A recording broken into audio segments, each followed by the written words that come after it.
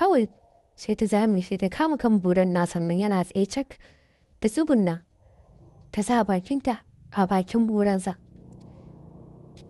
Tana ta sha masa kambura, tana sha masa kambura, tana ta sha masa kambura, tana saka harcenta akan buransa tana ta lelewa, tana ta lele kan buransa da harshenta, tana tsotsa, sannan tana jijjiga wannan buran, tana yin gaba da baya da wannan buran, tana ta sha masa bura, tana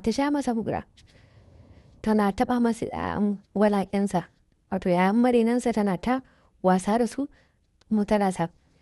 Tana yin duka sun tana haɗiye abu ni take haɗiye buran shi, take zira bakinta can ciki zuwa, take zira buransa can cikin bakinta har ya taɓa ɓangaren da kamar zata.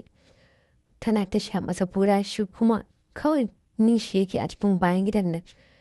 Ya ta ci gaba, har ki daina, wayo da haɗi, ki ci gaba. Haki daina Hafsa, ci gaba. Tana jin shi yana ta sambatu. Ta ci gaba da yi. Tana ta yi. Kawai sai kwatsam sai Hafsa sai ta ji wayansa na ringin. Ana ta kiransa. Sai take ce mishi, sai ta tsaya da wannan abun. Sai ce mata me yasa kika tsaya? Sai ta ce ta ji kamar wayansa yana ta ringin. Sai ce kuma waye ne share shi mu ci gaba. Sai take ce mishi ya kamata ka duba. Saboda abin da ya zo ranta tun da ita bata fito da wayarsa ba. Wataƙila daga cikin gida ne ake kiran sa cewa Hafsa bata dawo ba. Babanta shi ba ana tsammanin ta dawo ta kai mishi abinci. Sai ce mata to yana zuwa. Ya tafi nan bai sa wanka ba, kai tafi zandardar da buransa ya gangara cikin ɗakinsa. Yana shiga sai ya duba sai ga tabbas daga cikin gida ne ake kiransa. Sai biyo wannan kira tun da kiran ya riga da ya yanke. Yana bin wannan kiran sai aka taga sai aka ci mishi Abdullahi, Hafsa tana nan kuwa? Sai ya ce musu Hafsa tana nan. Mana ma taɗi ne saboda ta ce ta ma bata ci abinci ba, abincin ta nan yi ne sai mata abincin ya mun yawa. Ta ce ya kawo musu tare. Sai aka ce oke to shi kenan babu damuwa. Sai ce mun kusan cin abincin ma ko in ba Hafsan sai aka ce ba sai ka bata ba damuwa ko.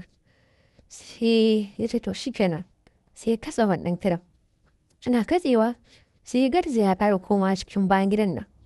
Sai ya same ta sai ya ce mata an kiran ne daga cikin gida, an tambaye ni ke.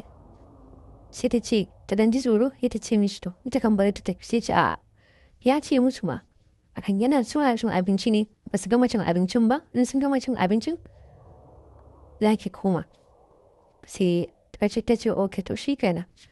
Kawai sai Abdullahi sai ya ƙara miƙa mata buran. Yana ƙara miƙa masa buran ya kalli idan ta ya ga idan ta yayi jajazir irin wannan tana cikin bukata ma kawai a soka mata bura ne. To sai bai hakan ba sai ya bata buran. Ta ci gaba da shayin da kasan tana kusan minti. Ta ci gaba da shan wannan buran tana jin daɗi. Ta kanta tana jin daɗi a lokacin da take shan wannan buran. Yana ganin nonuwan ta a tsaye abun nan yana ƙara motsa masa sha'awa sosai. Sai tana cikin sha masa bura. Yana ƙoƙarin ya nika hannu ya taɓa nonuwanta amma kuma hannun nasa ba zai isa ba saboda tana tsugunne ne shi kuma yana tsaye cak. Ta ci gaba da sha masa bura yana jin daɗi tana sha masa bura.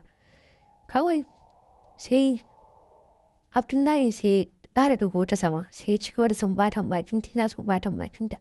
Suna ta sumbatan bakin jini.